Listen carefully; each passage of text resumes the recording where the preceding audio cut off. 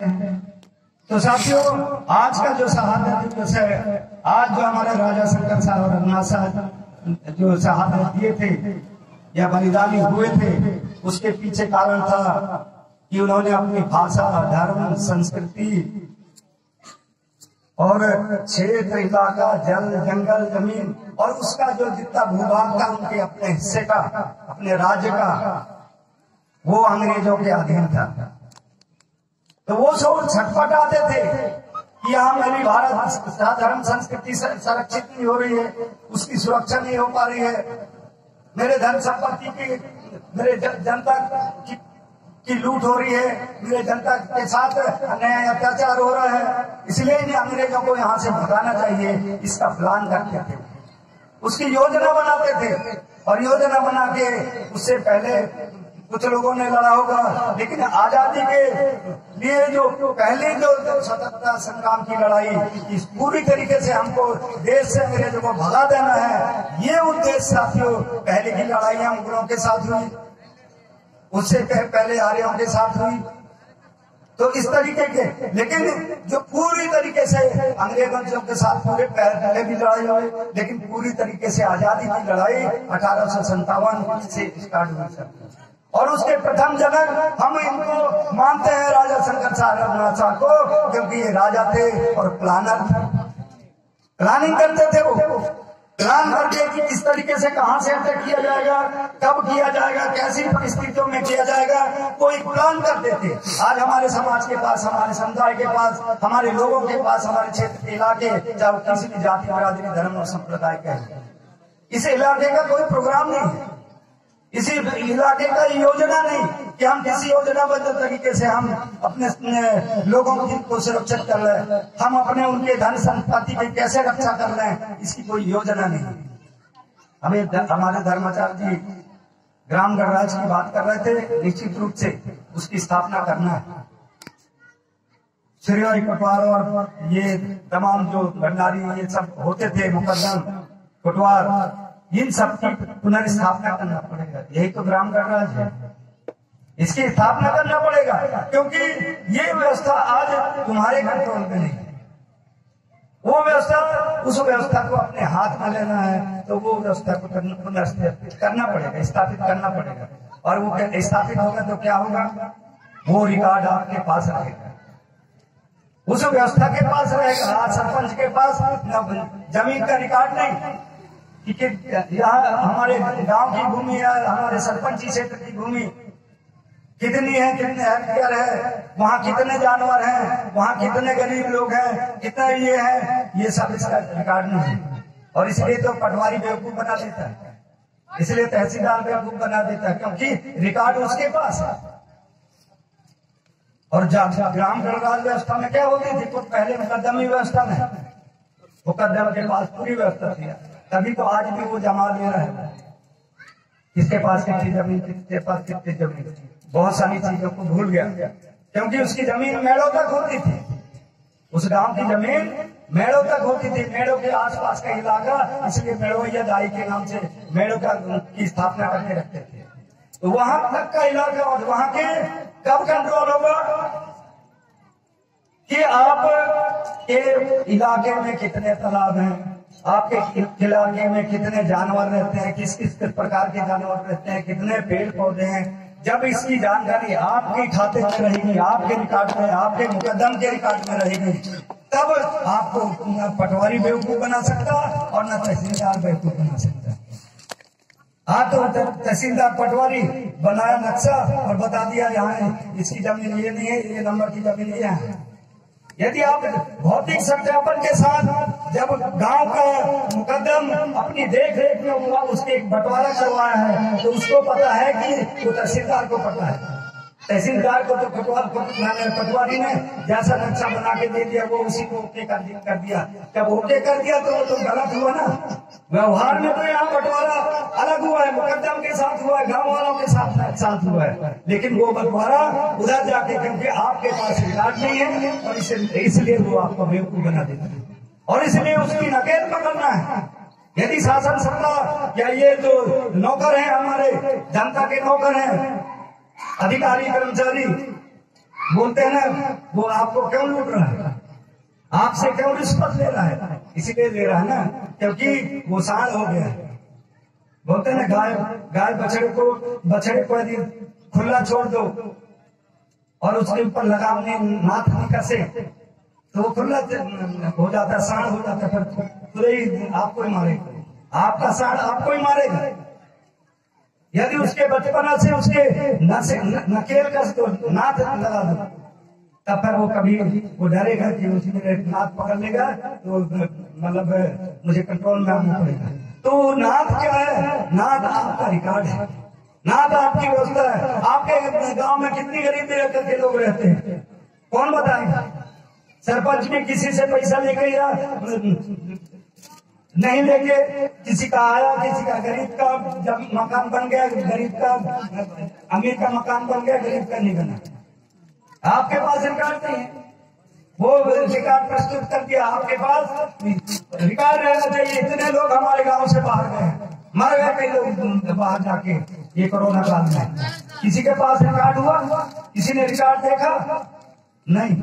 और इसलिए ये जो व्यवस्था स्थापित करने के लिए साथियों, हमको वो अधिकारियों की नाक में नकेल रखने के लिए हमारी जमीन की हमें रक्षा, हमारी जमीन का हमें मूल्यांकन, हमारी जमीन के बंटवारे, जो भाई बंटवारा और ये सिर्फ मुकदम लिख के दे देगा वही बंटवारा वहां पर फाइनल माना जाएगा साथियों। लेकिन यहाँ पर आज लूट हो रही है, इसलिए उसको हमको नकेल कसना है, और नकेल के कसने के लिए आपके पास सारी व्यवस्थाएं होना चाहिए। तो मैं ये सारी चीजें होती थी, इनका की देख रेख तो वो अंग्रेज क्या कर रहे थे, अंग्रेज ने व्यवस्था दी थी, पटवारी व्यवस्था, तहसीलदारी व्यवस्था, कलेक्टरी व्यवस्था। कलेक्टर मतलब क्या होता है? कलेक्टर मतलब कलेक्ट करना, मतलब आसपास का जो अंग्रेजों के जमाने का व्यवस्था है ये कलेक्टर। कलेक्ट करना मतलब जो ये जमींदार होते थे या क्या बोलते थे, पटेल या उसके ऊपर, अरे हमसे शासन सत्ता करते थे अंग्रेज लोग, डायरेक्ट नहीं करते थे कि इतने अंग्रेज तो नहीं थे कि हर गांव में बैठ गए या हर तहसील में बैठ गए। तो उनके माध्यम से तो माल गुजारों से कलेक्ट करके वो कलेक्टर के यहाँ पहुंचाते थे। तो वो कलेक्टर वो पैसे को लेके, जब कलेक्ट हो गया, कलेक्शन हो गया, तो उस पैसे को लेके वो अंग्रेज सरकार को भेज देते। तो कलेक्शन वाला है वो आपका नौकर है, ना कि वो मालिक है, लेकिन वो आज वो आपका मालिक बना हुआ है। इस व्यवस्था को धीरे धीरे हम अपने आप में समझेंगे कि हम मालिक हैं, वो नौकर है, हम मालिक हैं, वो नौकर है, हम मालिक हैं, वो नौकर है। हम मालिक क्यों है? क्योंकि हम तनख्वाह ले रहे हैं सरकार से। हम मालिक हैं, उसको बल्कि रोटी दे रहे हैं, बल्कि सरकार को टैक्स दे रहा है, बीड़ी पी रहा है उसका टैक्स दे रहा है, कपड़ा लत्ता ले रहा है उसका भी टैक्स दे रहा है। नहीं तो ये 50 रुपए वाला कपड़ा 10 रुपए में बनता है और 40 रुपए टैक्स लगता है, इसलिए 50 रुपए में आपको मिलता है। यहाँ की हर चीज, आज हमारे देश में पेट्रोल डीजल के भाव कितने बढ़े हैं? पेट्रोल मुश्किल से 25-30 रुपए लीटर है उसका ओरिजिनल भाव, लेकिन हमारे देश में केंद्र का और स्टेट राज्य का टैक्स लग के जो 30 रुपए वाला 110 रुपए है। तो 70-80 रुपया हम लोग टैक्स दे रहे हैं, और वो टैक्स से सरकार के खजाने में पैसा जाता है, और उस खजाने से हमारे लिए स्कूल, कॉलेज और ये इसकी व्यवस्था करता है। तो हमारे पैसा है ना, तो हम एहसान मानते हैं कि यार सरकार कर रही है, एहसान मानते कि मंत्री कर रहा है, ये एहसान की बात नहीं है, ये आपका ही पैसा है। लेकिन हमको तो होश नहीं है ना कि हमारा पैसा है। हम मालिक, जब मालिक ही को होश नहीं है कि मेरा पैसा है, तो वो तो नौकर तो चोरी करेगा, नौकर तो अपने हिसाब से आपको पहुंचाएगा। तो यही हो रहा है, इसलिए हमें अपने आप को, तो ये सारी व्यवस्थाएं आज भी अनवरत जारी है। इससे पहले तो ज्यादा होता रहा होगा क्योंकि अंग्रेजों का जमाना था। तो वो दर्द हमारे राजा शंकर साहब और रघुनाथ साहब को, इस गड़ा मनोना के जो पूरा गुणवाना राज्य था, उसके इस इलाके में उनका राज था। तो वहां पर अंग्रेजों का दबाव, अंग्रेजों का टैक्स का दबाव, अंग्रेजों का वो, तो वहां के जो जबलपुर में वो बुला के यार इनको किस तरीके से भगाया जाए अंग्रेजों को, ताकि हमारी जनता का शोषण ना कर सके। और इसके लिए प्लान कर रहे थे। प्लान में उन्होंने पहले पत्रिकाएं नहीं होती थी, हाथ से लिखा जाता था, ताल पत्रों में या कागज ऐसे होता था, तो उसमें लिख के वो कली कंकालीन दाई को स्मरण करते हुए कि इनको खा जा, समझो वो होगा मंत्र होगा, उस जमाने का उनका मंत्र होगा।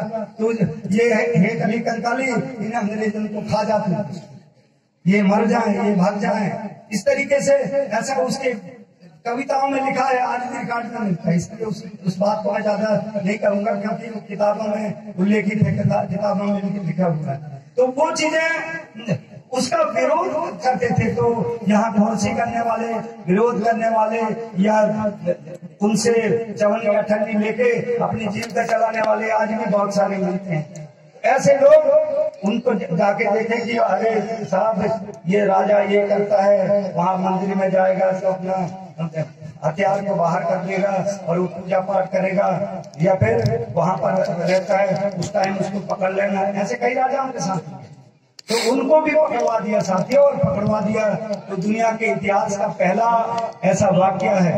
अंग्रेजों के और उधर अफ्रीका के जैसे देशों में भी ये हरकत नहीं हुई जैसे हरकत हमारे राजा शंकर साहब रघुनाथ साहब के साथ हुई। दुनिया का पहला ऐसा प्रकरण है जिसमें बाप और बेटों को तोप के गोले से बांधकर उड़ा दिया गया, लेकिन हॉस्पिटल जबलपुर के सामने इतना बड़ा। और इसलिए हम उनको कि वो हमारे धर्म संस्कृति के लिए, हमारे जमीन जायदाद के लिए, हमारे माँ बहन के इज्जत के लिए, हमारे धरती के लिए उन्होंने लड़ाई लड़ने के लिए वो अपना प्लानिंग योजना बना रहे थे, लड़ रहे थे। और उस लड़ाई के कारण हम उनको याद करते हैं। वो हमारे हक के लिए लड़ रहे थे, तभी तो याद कर रहे हैं।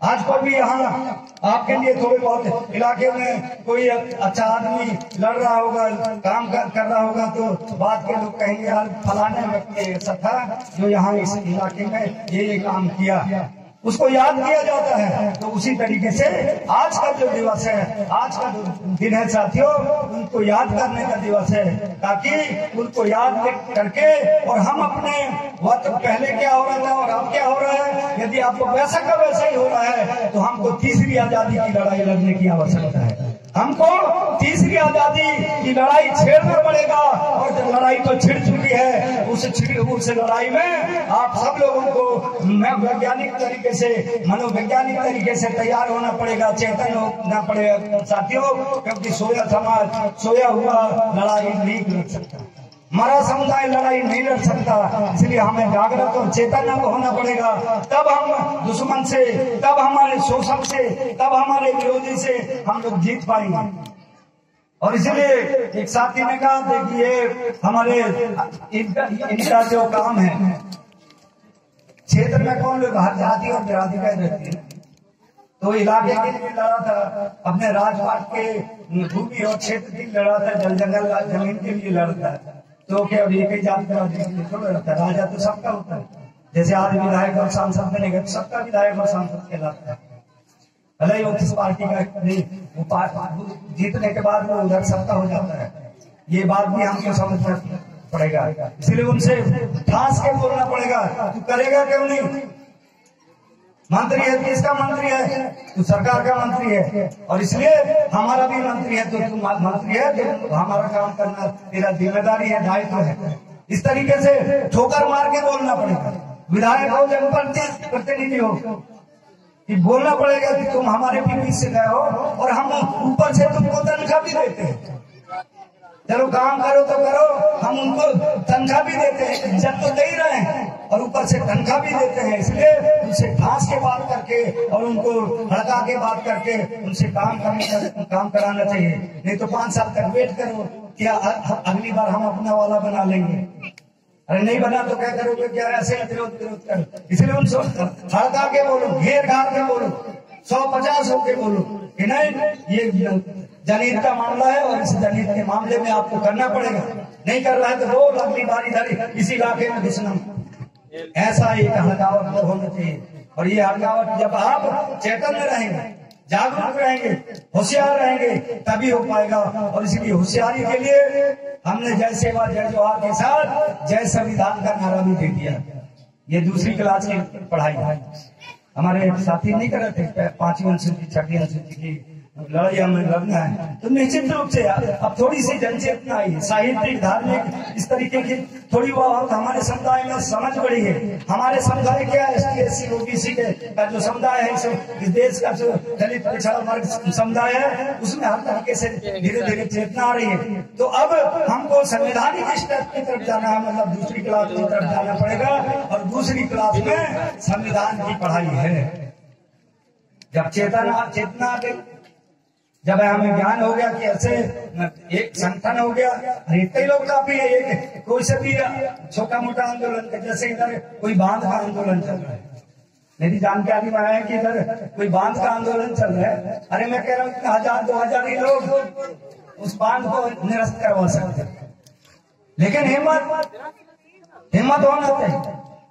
पूरे नॉलेज के साथ, ज्ञान के साथ जाओगे तो निश्चित रूप से जीत आपकी ही होगी, क्योंकि आपके नौकर आएंगे वहां पर। ऐसा है, ऐसा ज्ञान बताएंगे, वैसा ज्ञान बताएंगे, इतनी जमीन की सिंचाई होगी और इतनी जमीन की नहीं होगी, तो आप बोलोगे कहाँ भैया, तुम बेवकूफ बना रहे हो हमको। जितना डूब रहा है उससे कम तो हमारी सिंचाई होगी, तो तुम्हारे बांध बना क्या फायदा। ये चीजों का जब भौतिक रूप से आप लोग सत्यापन करेंगे, पूरी तरीके से आप अपनी संपत्ति का ब्यौरा रखेंगे, तब ये बात हो सकती है। साथियों, वो तो सिर्फ जमीन का बता दिए, वहाँ कितने पेड़ पौधे आएंगे, वहाँ कितने देवी देवाएं लाए आएंगे, क्या सबका मुआवजा दे दोगे? हमारे बाल बच्चे यदि वहाँ किसी गांव को उठाओगे, वहाँ हमारे देवठान है, देवी देवता है, वहाँ हमारे बाल बच्चे झूला झूलते रहे किसी पेड़ में, किसी का फल खाते थे, खुशहाली से रहते थे वो बाल बच्चे। तुम तो हमारे जमीन का मुआवजा दे दोगे, हमारे जमीन का, तो उस बाल बच्चे का जो खुशी है वो झूला झूलता था, उस खुशी का तुम मुआवजा दे पाओगे क्या? उस खुशी का मुआवजा नहीं दे पाओगे। उस देवी देवता को उठाने का क्या प्रोसेस है? उस देवी देवता का तुम मुआवजा दोगे क्या? तुम तो कहोगे हम अगले वहां पर चबूतरा बना देंगे, लेकिन उस आस्था का मुआवजा तुम्हारे पास होगा क्या उस विस्थापन से? और इसलिए साथियों, ये विस्थापन का दर्द बहुत गहरा दर्द है, इसमें बहुत सारी हमारी जड़ें उखड़ जाती है। आज उस गांव का मुकद्दम था, सब उसको मानते थे, मालिक था। अब दूसरे में जगहों में जाएगा, दूसरा मुकद्दम रहेगा, तो क्या वहां पर उसको वो सम्मान मिल जाएगा क्या? मुकद्दम को मुकद्दमी मिल जाएगी या मुकद्दम बच सकता है क्या? उतना इज्जत मिलेगी क्या? तो उसी सम्मान का मुआवजा मिलेगा क्या? ये बहुत सारी चीजें हैं जिसके कारण हमें विस्थापन का संघर्ष करना पड़ेगा, विस्थापन की लड़ाई लड़नी पड़ेगी। नहीं लड़ोगे तो क्या होगा?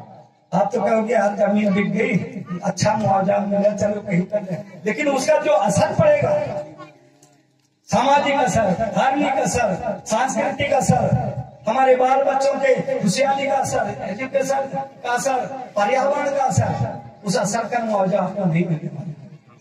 और इसलिए ऐसी लड़ाई हमको गहराई से लड़ने के लिए पूरे गहराई का नॉलेज होना पड़ेगा, गहराई का ज्ञान हमको लेना पड़ेगा, तभी सब कुछ संभव है साथियों। और इसलिए मैं आज का, क्योंकि मुझे भी आगे जाना है, और इसलिए मैं आज का की बात ज्यादा ना करते हुए, क्योंकि मुझे पहले ही बुला दिया गया, इधर के जो हमारे प्रबुद्ध साथी हैं, जिनको आज से नहीं हम बहुत पहले से मानते हैं, ऐसा नहीं, हम तो सामाजिक धार्मिक सांस्कृतिक राजनीतिक नेतागिरी को करते हैं, लेकिन बैक में रह के कुछ चंद लोग जिनके कारण हम इस आंदोलन को आगे बढ़ा सके हैं, ऐसे हमारे बीच में मदन कुलस्ते जी हमारे बीच में जुझारू हैं पूरी तरीके से।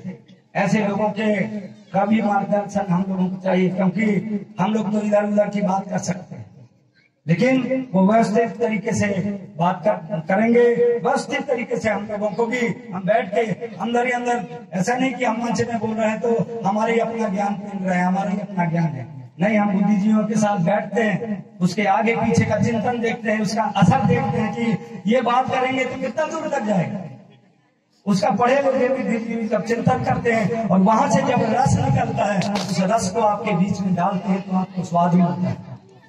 यदि हम चिंतन मंथन किए बगैर कुछ भी बोलते चले जाएं, कुछ भी पढ़ाई करते हैं साथियों, तो आपको रस का आनंद नहीं आएगा, रस नहीं मिलेगा। अरे सही है बात। तो वो उस रस को एकत्र करने के लिए बुद्धिजीवियों के साथ चिंतन बैठकें कर करके वो सूत्र और निकालते हैं, तब आपके बीच में लाते हैं साथियों।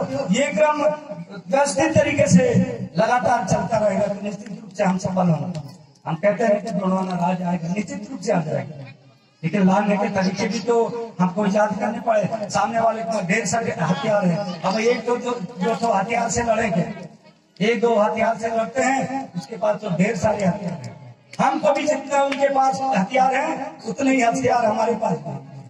उनके पास भाषा, धर्म, संस्कृति, राजनीति, साहित्य, ऐसे मोटे मोटे व्यापार, उद्योग, इसके ढेर सारे शाखाएं हैं।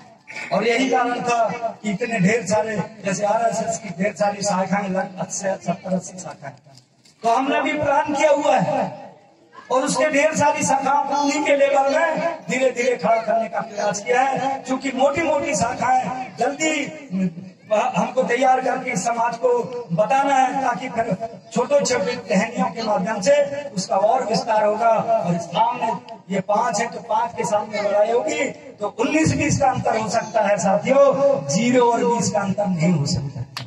लड़ाई होगी, बराबरी की होगी तो 19-20 की हो सकती है। आज तो क्या है, हम लड़ रहे हैं।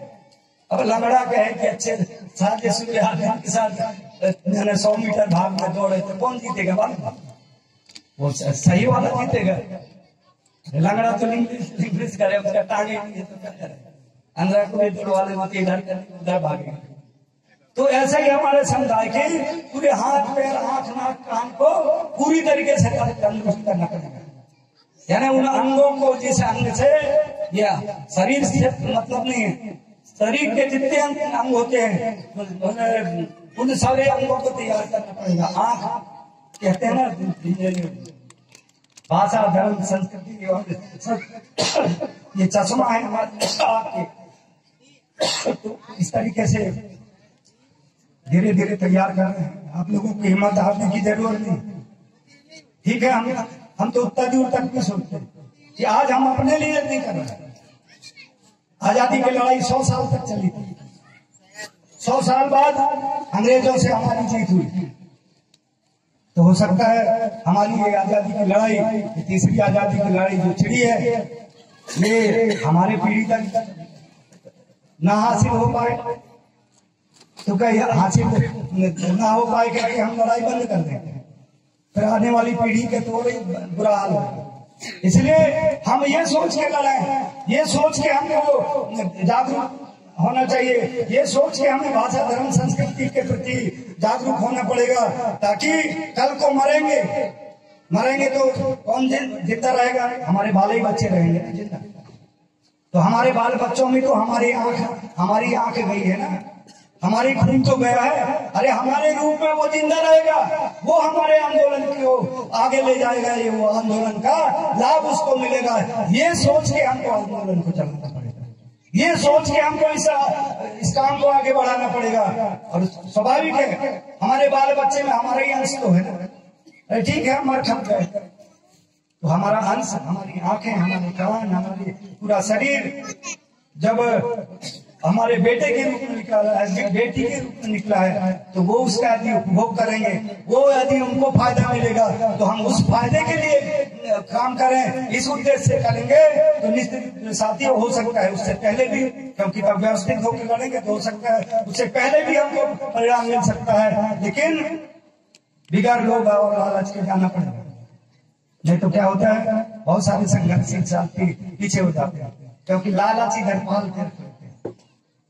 लालच पाल के यदि गौड़वाड़ा के आंदोलन में, लालच पाल के यदि क्रांति आंदोलन में आप जाएंगे तो लालच का जो कीड़ा है, कुछ दिन चलोगे, थक गए, थकने लगे, पैसा नहीं है यार, क्या करें, अब तो चुप्पे चाप लग जाए, इस तरीके के मन में आएगा।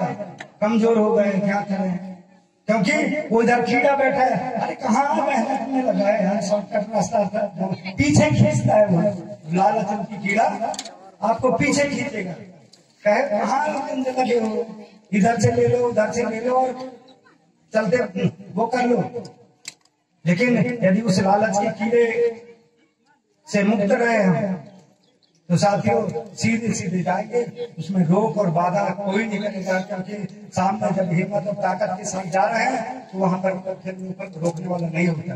इसलिए इस लालच के कीड़े को भी हमको बिल्कुल छटक के दूर करके चलना पड़ेगा, तब इस आंदोलन को सफल कर सकते हैं, तब इनके जो सपनों का जो देश है, तब इनके सपनों का समाज है, तब इनके महापुरुषों का जो अपेक्षा करते थे कि हमारा समाज स्वतंत्र हो जाएगा, अंग्रेजों से स्वतंत्र हो गया, अब आज के अंग्रेज जो काले अंग्रेज कहलाते हैं उनसे स्वतंत्र होना है, तो हमको इनके जो लक्ष्य को पूरा करना है। तभी आज की जो श्रद्धांजलि, आज हमने हल्दी चावल लगाया, फूल चढ़ाए, उसकी श्रद्धांजलि केवल कोई बोला था ना अम्बेडकर की अगरबत्ती, तो वो अम्बेडकर की अगरबत्ती नहीं, हमको उनके जो सपनों का देश है, उनकी जो चाहत थी कि समाज पूरी तरीके से स्वतंत्र हो, निष्पक्षता राज करे, उनका अपना शासन सत्ता हो, उनके अपने हाथ में सारी व्यवस्था हो, ऐसी उनकी कामना और लालसा थी। उस लालसा को पूरी करने के लिए यदि हम